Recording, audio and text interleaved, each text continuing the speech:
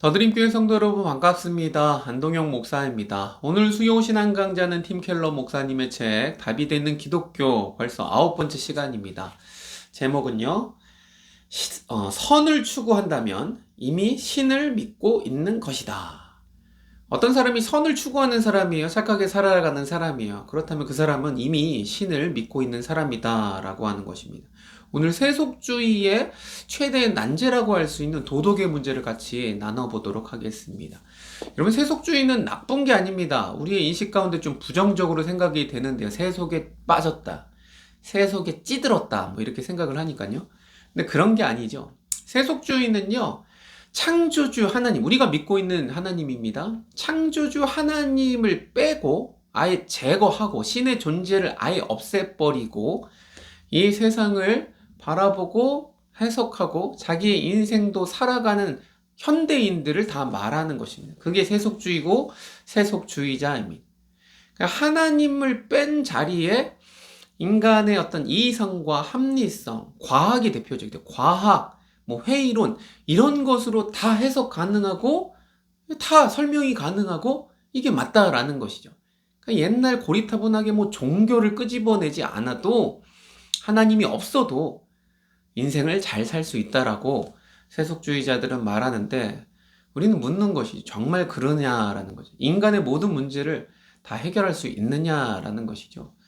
해결할 수가 없고 기독교가 이 책의 제목과 같이 답이 될 수 있다. 우리가 믿는 기독교는 그냥 예수 믿으면 나중에 죽어서 천국 간다라고 하는 간단한 너무 심플한 그런 진리만을 말하는 게 아니고 인간의 근원적인 어떤 인생의 문제를 답이 될 수 있다. 하나님이 그 해답이다라고 말을 하고 있습니다. 오늘은 특별히 그 세속주의, 되게 합리적이고 말이 맞는 것 같으나 빈틈이 많았거든요. 근데 오늘 가장 약점이 될 수 있는 도덕의 문제를 같이 생각해 보는 것이죠. 한마디로 이것입니다. 사람이 왜 착하게 살아야 되느냐라고 이 질문을 할 때에 세속주의에서는 그것에 대해 말을 할 수 없다라는 것입니다. 그러니까 신이 없이, 하나님이 없이는요, 도덕이 왜 의무가 있는가? 도덕적으로 왜 살아야 되느냐? 말을 할 수 없다라는 내용인데요. 같이 한번 그것에 대해 생각해 보자라는 것이죠. 그래서 여기 윌슨이라는 사람, 여기 누군지는 뭐 중요하지 않습니다. 하여튼 여기 보면 진짜 여러 사람들이 많이 나오고요. 이게 좀 내용이 복잡합니다. 근데 이게 최대한 제가 간단하게 설명하려고 하니까 윌슨이라는 사람이 이런 말을 했어요. 유물론적 무신론은 또 설명해야지. 유물론적, 그러니까 유물론, 이게 모든 세상이 물질로 구성되어 있다. 이게 유물론이거든요. 유물론적 무신론, 그러니까 신이 없이 무신론인데 유물론, 그냥 다 물질로 되어 있다라는 겁니다. 물질로 다 설명이 되고 보통 그게 대표 주자가 이제 과학인 것이죠. 아무튼 유물론적 무신론은 완전히 비이성적이다라고 말을 했다라는 거예요. 완전히 비이성적이다. 무슨 소리야? 과학이 원래 이성적인 거 아닙니까? 근데 이 유물론적 무신론이 비이성적이다. 왜냐하면 그것으로는 사랑이나 예술미나 도덕의 의미를 설명할 수 없기 때문이다 라고 말을 했다라는 거. 그 과학이 사랑을 설명할 수 있느냐? 남녀가 사랑해요. 남녀가 사랑해요. 그럼 그 사랑을 과학이 어떻게 설명합니까? 어떤 인간의 화학적인 호르몬이 나와서 뭐 이런 작용으로 사랑에 빠졌다라고 생각을 하겠죠. 과학으로 설명해야 되니까. 그게 쉽지 않습니다, 사실. 그 부모가 자녀를 생각하면 항상 마음이 아프거든요. 더 잘해주지 못해서 미안하고. 딱해요, 딱해. 우리 애도 지금 열심히 공부하고 있는데 불쌍해 죽겠어요. 요즘 애들 공부하는 거. 그러니까 저는 뭐 울진 않지만 우리 와이프가 자녀를 생각하면서 이렇게 눈물을 한 방울 딱 흘렸다고 생각해봐요. 그 눈물의 의미, 부모가 흘린 눈물의 의미를 과학이 어떻게 설명합니까? 이 물, H2O라고 하는 물의 염분이 몇 프로고 뭐 이렇게 분석은 할 수 있으나 여러분, 과학이 다 설명해 줄 수가 없어요. 사랑의 의미를 어떻게 알겠어요? 예술? 물론 AI가 뭐 그림도 그릴 수 있어요. 아니요, 이런 예술과 음악과 이런 것들은요, 과학이 다 설명할 수 없다라는 거예요. 특별히 도덕의 의미는 설명할 수 없다라고 하는 것입니다. 도덕. 예. 왜 착하게 살아야 되느냐라는 거죠. 도스토예프스키라고 하는 대문호 아시죠? 남긴 유명한 말이 있습니다. 신과 내세가 없다면 무슨 일이든 가능하다. 사람이 못할 일이 없다라고 유명한 말을 했습니다. 합리적인 말입니다. 신이 없다면 또 내세가 없다면 죽음 이후의 삶이 없다면 사람은 무슨 일이든 할 수 있어요. 예, 못할 일이 없어요. 사람이 사람을 죽이는 것 이게 잘못입니까? 우린 잘못된 행동이라고 알고 있지만 따져보면 그렇게 잘못된 일은 아닌 거죠. 왜 죽이면 안 돼? 라고 물어보면 할 말이 없다라는 것이죠. 그러니까 옛날에는 해야 되는 일, 하지 말아야 되는 일, 옳고 그름에 대한 가치가요, 종교에서 나왔습니다. 종교. 신이 있고요. 절대적인 선이 있고 악이 있어요. 선과 악이 있어요. 그 판단을 신이 하고요. 신의 명령이에요. 그래서 우리는 해야 되는 것입니다. 신의 명령을 따르지 않으면 어떻게 됩니까? 예, 이게 죄고요. 악이고요. 그래서 벌을 받게 되는 내세. 신과 함께라는 영화가 있지 않습니까? 1,000만이 넘은 저도 굉장히 재밌게 봤는데요. 이 땅에서 사람들이 착하게 살아야 되는 거예요. 왜요? 나중에 죽어서 지옥에 가니까. 지옥에 가면 안 되니까. 무서우니까. 또 지옥도 여러 가지 지옥이 있어요. 뭐 천륜 지옥, 무슨 지옥. 굉장히 무서워요. 아, 거기 가기 너무 싫어요. 그러니 이 땅 가서 착하게 살아야 돼요. 진짜 착하게 살면 어떻습니까? 천국이 아니고 우리나라 정서에 천당 가는 거죠. 천당. 그러면 다시금 사람으로 환생을 하는 거죠. 하여튼 이게 옛날 세계관이었습니다. 착하게 살아야 된다라고 하는 것을 설명하는 보통의 종교들에서 말하는 그런 당위였습니다. 근데 이게 없다면 왜 착하게 살아야 되느냐라는 거죠. 사람이 사람을 왜 죽이면 안 되냐라는 것이죠. 한 명 죽이는 게 아니고요. 히틀러처럼 유대인을 학살하는 것, 이게 뭐가 잘못됐느냐라고 질문할 때에 세속주의에서는요, 답을 할 수가 없다라는 것입니다. 이렇게 정말 중요한 난제입니다. 난제. 그래서 정신분열증에 걸린 현대 도덕이라고 여기 소제목이 달려 있는데요. 정신분열증이 무엇입니까?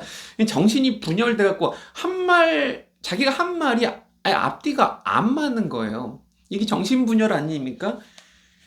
그 현대 도덕, 세속주의에서 말하는 도덕은요, 현재 일종의 지적인 정신분열증 상태다라고 말을 하고 있습니다. 그러니까 자기가 말한 것을요, 자기가 부정하더라라는 것이죠. 설명을 해드릴게요. 그러니까 이 시대를 살아가는 세속적인 사람들의 도덕은요, 옛날 과거에서 어떤 종교나 이렇게 신이 정해준 게 아니고요, 자체적으로 정하지 않습니까? 예. 이제 모든 도덕은 각자가 선택하거나 혹은 동일 문화권의 집단이 선택하는 것입니다. 그래서 법을 만들고요, 사회 제도로 그렇게 굳혀지게 되어 있는 것입니다. 그러니까 이런 게 도덕인 거거든요. 근데 이런 도덕이요, 이게 난제가 있는데 뭐냐면, 예, 어떤 이런 도덕, 가치, 이런 것은 개인의 산물이라면, 개인이 정한 것이라면, 누가 외부로부터, 신으로부터 이렇게 해야 된다라고 이렇게 말하지 않고, 개인이 이게 옳은 것 같아, 그 느낌이 그래, 그래서 개인이 결정한 산물이라면 남에게 왜 굳이 이것을 해야 된다라고, 받아들여야 된다고 요구를 못 한다라는 것이죠. 또 가치가 어떤 집단의 산물이라면, 개인의 선택을 넘어서서 집단의 선택이고 집단이 만들어낸 산물이라면 이것이 옳다라고 하는 것을요, 다른 문화에 권유할 수 있느냐라는 것이죠. 권유할 수 없는 거예요. 그러니까 지금 우리 시대 때는요, 식당 가면 고기를 막내가 굽는 게 이게 국룰입니다. 근데 요즘은 막내가 굽지 않도록 하잖아요. 아니, 못 굽죠. 이제는 고기 잘 굽는 사람이 구워야 되는 거예요. 그러니까 밑에 세대, MZ 세대들한테 야, 막내가 해야지 라고 말하면 꼰대가 되고요. 그렇게 되면 안 된다고요. 집단의 산물, 이게 옳아 라고 강요할 수가 없다고요. 그러니까 내가 믿기로 가치란 신이 내린 것이 아니라 사회적 구성물, 합의에 의해서 만들어졌다면 그 합의가 동일하게 다음 세대나 또 다른 문화권에 동일하게 적용되는 보편적인 진리로 말을 할 수가 없다라는 것입니다. 지금 무슨 소리인지 아시겠어요? 아니, 제가 이게 최대한 쉽게 설명드리는 거예요. 아무튼 세속주의는 뭐예요? 신으로부터 도덕이 내려오지 않았어요. 우리 외부로부터 정해지지 않았어요. 이제는 도덕이라고 말할 수 있는, 마땅히 해야 된다라고 말할 수 있는 그런 것들을요, 우리가 스스로 결정하거나 사회적으로 합의하거나 그런 것만 도덕이 되고요. 그것이 법이 되고요. 근데 그거조차도 정말 맞느냐라는 것이죠. 이게 지독한 자기 모순에 빠져버리는 것입니다. 그래서 절대 불변의 진리, 절대 불변의 도덕은 없다라고 말해요. 그것을 상대주의라고 말하지 않습니까? 근데 웃긴 건 상대주의를 그렇게 철석같이 확신을 하면서 상대주의로 다른 사람을 내 의견에 맞게 이렇게 해야 된다라고 강요하는 거예요. 이건 절대주의잖아요. 그래서 만인에게 명백히 당연한 일련의 도덕 가치란 존재하지 않는다라고 말하면서 상대주의는 이게 맞아라고 말을 하는 거죠. 이 앞뒤가 안 맞는 말이죠. 그래서 여기 제가 읽어드리면 요 말 참 맞는 말 같아요. 남의 도덕은 사회적 구성물이라고 우기면서 마치 자신의 도덕만은 그렇지 않다는 듯 남을 대한다. 우리는 이론상으로는 상대주의자이지만 이견을 품는 사람들과 실제로 교류하는 방식을 보면 절대주의자다. 우리 문화의 양극화가 점증하는 것도 바로 이런 정신분열증 때문이다. 기독교인들이 사실 우린 진리를 소유했다고 믿으니까 대화가 안 되는데요. 다른 사람들 얘기를 뭐 들으려고도 하지 않죠. 근데 세속주의자들은 다 상대주의야. 다 진리가 어딨어. 각자가 맞지라고 말하지만 그거조차도 말이 안 되더라라고 꼬집고 있는 것입니다. 아무튼 이제 더 이상 어떤 신과 인간 본성, 도덕과 삶의 의미에 대한 신념을 끌어들이지 않으면서 도덕 가치를 가르치려면 일련의 어떤 가치관을 아무런 근거 없이 가르칠 수밖에 없는 세상에 이른 것이죠. 그래서 학생들한테 왜 그래요? 학생들이 왜 그래요? 라고 하면 이제는 가르칠 수 있는 게 없어요. 우리 와이프가 이제 초등학교 교사니까 진짜 그렇대요. 왜 착하게 살아야 돼요? 라고 물어보면 왜 그런지 말을 해줄 수가 없어요. 신이 없다면. 왜 그렇게 살아가 돼요?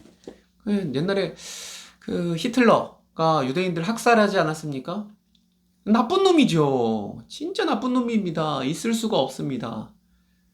근데 세속주의에서는 그걸 나쁘다고 말을 할 수가 없는 거예요. 그 사회과학이 이러한 부분에 있어서 실패했다라는 것입니다. 사회과학은 윤리생활에 만족스러운 이론을 개발하지 못했다라는 것입니다. 두 가지 설명을 하는데 이거 두 가지 다 납득할 만하지가 않습니다. 첫 번째, 이런 도덕이라는 것이 어떻게 생겼느냐, 우리는 왜 도덕이 있어야 되느냐, 하나님 빼고 설명하려니 이들이 어떻게 설명하냐면, 첫 번째는 인간의 도덕적 확신을 진화의 산물로 본다라는 것이죠. 그러니까 인간은 계속 진화하는 존재예요. 근데 진화를 하면서 더 발전적인 진화를 하면서 살아보다 보니까 사람이 착하게 살아가는 게 인류에게 좋다라는 거죠. 이게 DNA에 새겨져서 그렇게 살아왔다라는 것으로 설명하는 것이죠. 근데 정말 그렇습니까? 진화를 그런 식으로 합니까? 착하게 살아가는 게 좋아서? 자기를 희생해서 남을 위해 살아가는 게 좋아서? 이건 말이 안 되는 것입니다. 그러니까 우리 그렇게 설명을 할 때 뭐 이해는 할 수 있지만 진짜 현실의 삶으로 이렇게 살아가면서 느끼는 바는 그렇지 않다라는 걸 누구나 말하는 것이. 두 번째로 어떻게 설명하냐면, 이게 더 영향력 있는 이론인데, 문화상대주의와 사회구성주의로 설명을 하는 것이죠. 이게 무슨 소리냐면, 진화를 해서 그런 게 아니고 우리가 같이 사람들이 살아가다 보니 함께 살아가기 때문에 법을 정해야 돼요. 규칙을 정해야 돼요. 이런 어떤 사회 구성을 이런 규범들을 정해야 돼요. 그래서 이런 도덕법들이 어떤 신이나 인간의 이성의 산물로, 예, 산물로 된 게 아니고 권력의 산물이다라는 거죠. 그러니까 나라를 구성하고 나라를 잘 운영하기 위해서 하나하나 정해야 되는데, 착하게 살아갈 때에 서로서로 돕고 그렇게 살아가는 것이 사회를 이뤄가는데 더 좋더라라는 것이죠. 근데 아무튼 진화론이든 또 구성주의 이론에서도, 예, 도덕의 객관적 절대 기준이나 사실이나 의무는 들어설 여지가 없는 것입니다. 여러분, 그러니까 왜 착하게 살아야 되느냐, 이타적인 사랑을 왜 해야 되느냐라고 말할 때 이거에 대한 제대로 된 해답은 주지 않는다라는 것이죠. 실제로 이것 때문에 착하게 살아가는 사람이 있느냐라는 것이죠. 그렇지 않습니다. 예. 그냥 나쁜 사람은 나쁜 거예요. 그게 우리 인간의 본성 안에 있는 것이죠. 옛날에 삼풍백화점이 무너졌었어요. 야, 진짜 끔찍한 사건이죠. 근데 그때 뉴스를 많이 하고 사람들 구하려고 막 하고 했을 때, 옛날에 그 꼬꼬무에서도 잠깐 나왔는데, 어떤 장면이 있었냐면, 어떤 아주머니가 그 사람들 막 묻혀있고 죽어있고 막 구조하는 그 틈새에서 무엇을 했냐면, 거기에 있던 명품이나 가방이나 뭐 이런 것들을요, 웃으면서, 미소 띠면서, 그 물건들을 막 이렇게 훔치는 거죠, 어떻게 보면. 그렇게 훔치는 장면이 나온 적이 있습니다. 여러분, 그것을 보면 여러분 어떻게 느껴집니까? 사람이 아니죠. 사람이 아닌 거예요. 그 사람은 악인이에요. 그러니까 선과 악이 있다고요. 누가 가르쳐 주거나 진화해서 뭐 DNA가 되거나 우리가 합의하거나 이런 게 아니고, 어떤 사건들은 이건 무조건 명백히 악이 있는 거예요. 더 글로리 드라마 유명하지 않습니까? 연진아 뭐 그 있지 않습니까? 그 장하다 연진아 했던, 여러분 그 어렸을 때 고등학교 때 학폭을 당해서 고데기로 막 살을 지졌지 않습니까? 학폭 피해가 너무너무 심했죠. 그걸 보고 박수치고 좋아하고 잘했다라고 말할 수 있는 사람이 어디 있어요? 누군가에게 아픔을 주는 것, 상처를 주고 죽이는 행위, 이거는 당연히 악인 것이죠. 그러니까 아무리 진화론이든 사회 구성론, 구성주의든 뭐든 간에 이런 것으로 세속주의에서는 어떻게든 도덕이라고 하는 가치에 대해서 설명을 하려고 하지만, 실제 우리가 느끼는 바는 그것대로 되지 않더라라는 거 우리는 근본적으로 알고 있더라라는 것이죠. 그러니까 내 안에 새겨져 있는 거예요. 도덕이라고 하는 것은. 그러니까 세속주의는 신이 없다면 왜 도덕적 의무가 존재하는지 초보적인 설명조차 내놓지 못하더라. 그래서 현대인들은 말로는 절대적 도덕 가치를 믿지 않는다지만 실제로는 그런 가치를 전제하지 않고는 살아갈 수 없는 자들이 현대인이라는 것입니다. 이게 참 중요하죠. 예. 우리가 왜 착하게 살아야 되느냐? 왜 착하게 살아야 되느냐? 그래서 당연히 해야 되는 것이죠. 당위를 정당화할 길이 더는 없어요. 현대인들에게. 그래서 세속주의에서 한 행위는 무엇입니까? 이런 당위조차, 이 말조차를 없애버리자라는 것이. 이거에 대해서 설명을 제대로 할 수 없으니 당위를 없애버리자. 그래서 내 느낌이 이건 그냥 잘못이다. 내가 내 느낌보다, 그러니까 내 느낌이 이건 잘못이라고 그냥 생각하는 거예요. 그건 다른 사람에게 내 의견을 따르게 하려면 이게 맞기 때문에 따라라고 말하면 안 되고요. 너와 너 느낌보다 그냥 내 느낌을 따라줬으면 좋겠어라고 말을 할 수밖에 없더래. 당연히 해야 되는 건 없으니. 이거 진짜 골치 아픈 겁니다. 여러분, 세속주의가 이렇게 사실 되게 빈약해요. 부모가 자녀한테요, 공부하라고 하잖아요? 자녀가, 나 공부하기 싫은데 내가 왜 공부해야 돼? 그러면요, 할 말이 없는 거예요. 당연히 공부를 해야 된다는 게 아닌 거예요. 공부를 해줬으면 좋겠어. 너 생각도 있겠지만, 내 생각이 더 옳은 것 같아. 그러니 나를 따라줘라. 이게 죄송합니다, 멍멍이 소리입니까? 당위란 게 없는 세상을 우리는 살아간다고요. 그러니까 이 도덕 문제는 굉장히 복잡한 문제고요. 난제 중에 난제입니다. 하나님이 없다면 난제인데 사실 하나님이 있으면 너무너무 간단한 거거든요. 심플하거든요. 여러분, 윤리라는 것은, 윤리의 전체의 취지는 무엇입니까? 사람을 현 상태에서 자신의 진정한 목표로 능히 나아가게 하는 것이 이게 윤리거든요. 이게 목적의 개념이에요. 목적.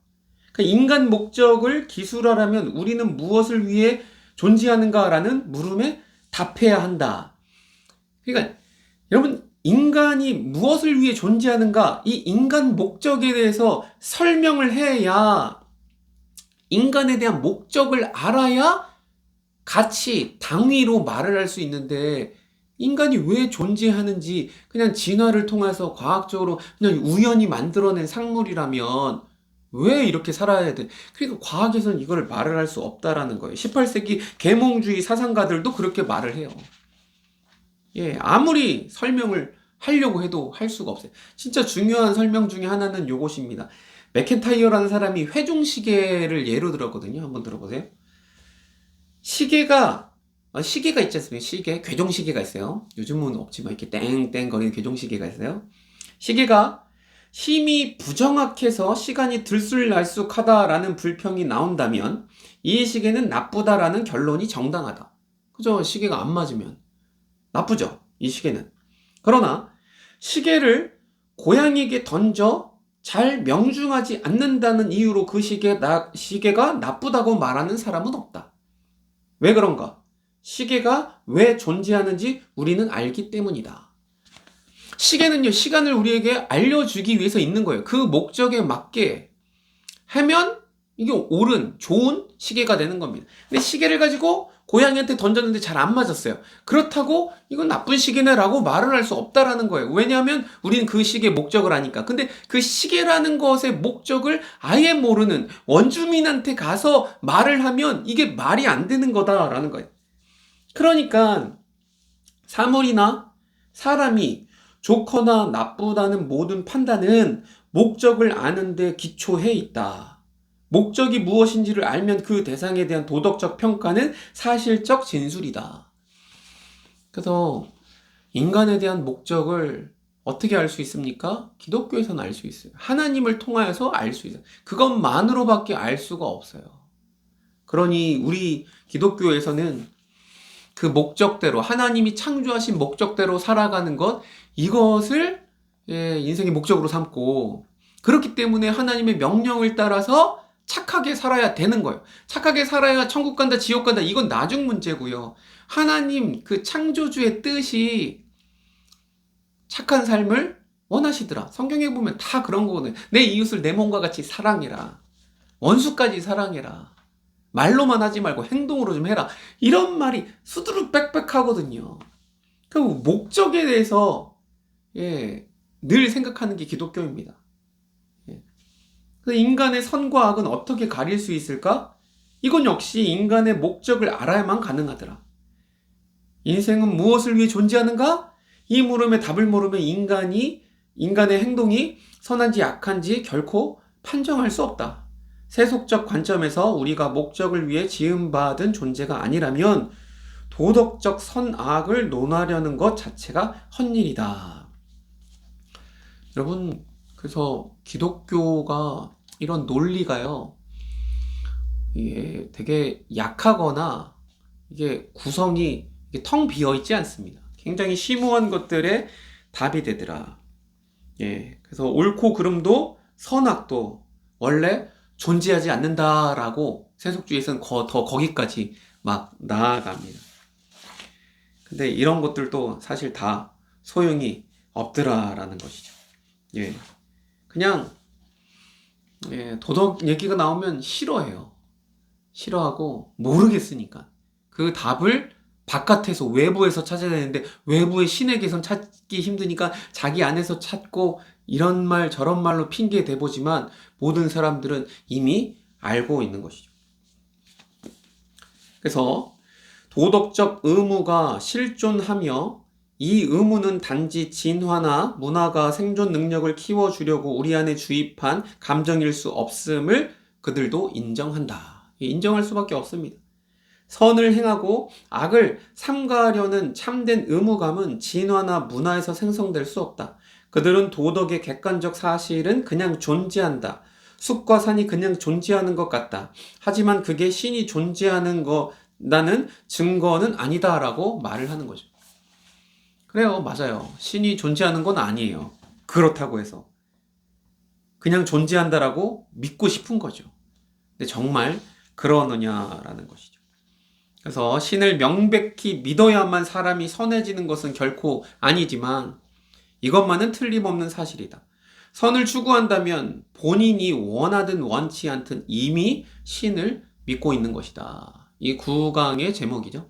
선을 행하는 사람이라면 자기가 안 믿고 싶어도 그렇게 느끼지 않고 주장하고 싶지 않더라도 신을 이미 믿고 있는 것이다. 예. 그래서 우리 기독교는 우리 신이 분명히 있다라는 것입니다. 선과 악이 있다면 그것을 말하려면 절대 선이 무엇이냐? 신인 거죠.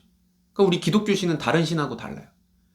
그리스 로마 신화의 신들은 어떤 시대 변덕이 심하고 막 바람도 피고요. 막 그래서 막 애도 싸질러 놓고요. 막 늘 싸우고 인간의 모습을 똑같이 투영해 갖고 만든 신들. 그러니까 인간이 만들어낸 신화이기 때문에 그건 신이 아니죠. 그러니 신들이 되게 한심해 보이죠. 그런 신들 말고요. 진짜 하나님, 진짜 창조주가 있다면 그 신이 말씀하는 것이 선이고요. 선과 악이 그래서 우리에게 기준이 없어요. 그래서 창세기 이제 2장 또 3장으로 넘어가면 에덴 동산에서 아담과 하와가 이제 선악과 따먹는 장면이 나오지 않습니까?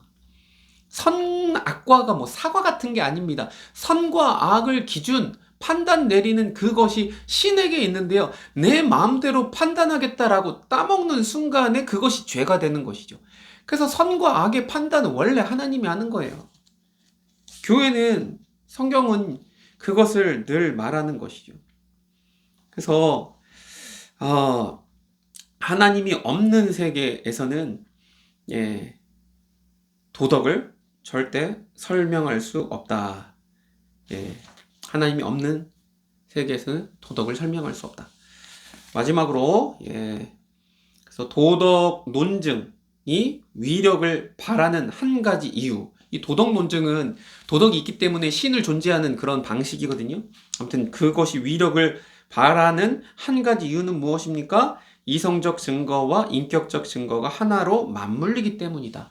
우리는 여러 가지 증거를 통해서 이게 말은 하지만요. 그 이성적인 증거와 인격적인 증거, 내가 느껴지고 현재 우리가 살아가는 현실 속에서 진짜 그게 맞다라고 체험되는 것이 있어야 되는데 기독교는 그 두 가지가 하나로 맞물려서 설명이 가능하다. 근데 세속주의는 가능하냐? 말뿐이다 라고 팀켈러 목사님은 9장에서 계속 세속주의를 이 도덕의 관점에서 뒤흔들고 있는 것이죠. 어떻게 좀 흔들렸을지 모르겠습니다. 흔들렸을지. 세상 사람들 예수 안 믿어도 착하게 살아가는 사람들이 분명히 있어요. 법을 아주 잘 지키고 남들을 배려하고 오늘도 눈이 진짜 많이 오는데 눈 쓰는 사람들이 있어요. 왜 그렇게 합니까? 자기가 뭐가 도움이 된다고? 그런 사람들은요. 이게 생각을 쭉 올라가서 하나님까지 가야 되는 것이죠. 가야 되는 것입니다. 하나님이 있다라는 것입니다. 착하게 진짜 하나님이 없다면, 내세도 없다면 왜 이러고 삽니까? 저는 하나님이 없다면, 내세도 없다면 진짜 이 땅에서 내 마음대로 살겠어요. 사람도 죽여보고, 너무했나? 은행도 좀 털어보고, 해볼 거 다 해보다 죽는, 어차피 뭐 내세도 없는데 아무것도 없는데 그냥 한탕 즐기며 사는 거죠. 남을 죽이는 것도 죄가 아니라면 그러니까 이게 말이 안 되는 거죠. 근데 우린 느껴져요. 선과 악이 있구나. 그건 나쁜 거구나. 이게 배워서가 이게 세뇌되거나 그게 아니고 나쁜 건 나쁜 거로 느껴지는 것이. 우리 안에 망가졌지만 양심이 있더라. 하나님의 형상으로서 창조함 받았고 죄로 인해서 깨어지고 망가진 양심이지만 양심이란 게 그래도 있어.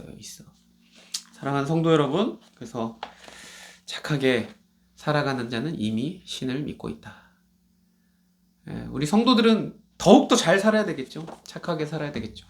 하나님이 살아계시고 우리를 그의 형상으로 만드셨고 또 하나님의 자녀로 삼으셔서 이 땅 가운데 주님의 손과 발 되어서 주님의 사랑을 전하라고 하셨으니 신이 없다고 하는 자들보다 못되게 살거나 오히려 아니면 덜 착하게 사는 것, 이건 우리에게 있어서 수치입니다. 수치. 오늘도 이 말씀을 좀 생각해 보면서 더욱더 우리의 말과 행실과 자그만 것이라도 이웃을 위하여서 사랑을 베풀고 힘들고 어려운 자들의 소리를 좀 들어주고 늘 그들의 편에 서는 그런 자들 되기를 간절히 소망합니다. 이제 몇 번 남지 않았습니다. 이제 12번이니까 이제 3번 남았네요.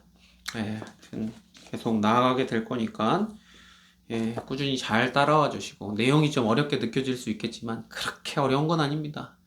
하나님이 답이 된다. 하나님이 있다. 지금도 나를 보고 계신다. 주님처럼 착하게 살아가자. 더 착하게 살아가는 우리 성도들, 기독교인들 되기를 간절히 바랍니다. 오늘 이 땅에 악한 자들도 정말 많거든요. 그들을 위해서도 좀 기도하시고요. 이 세상에 악한 자들, 이 악한 세상이 조금 더 우리를 통해서 나은 세상 되기를 간절히 바랍니다. 기독교라고 욕먹고 아주 교회가 늘 욕먹는데 우리를 통해 좀 인식이 좀 바뀌길 원합니다. 이 악한 세상과 또 안타까운 한국교회 현실을 바라보면서 생각나시는 대로 기도하시다가 오늘은 마무리하도록 하겠습니다. 기도하겠습니다.